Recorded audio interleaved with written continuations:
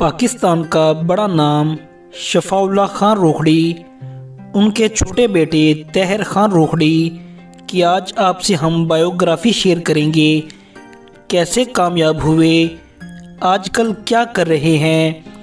पाकिस्तान का जाना माना नाम यंग टैलेंट तहर खान रोखड़ी का मुकम्मल नाम तहर खान रोखड़ी है।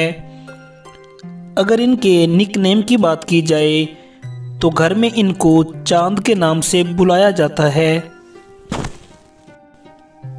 फ्रेंड्स, मशहूर ज़माना कामयाब सिंगर सराइकी मौसीकी का बड़ा नाम शफ़ाउल्लाह खान रोखड़ी के 4 साहबजादे हैं।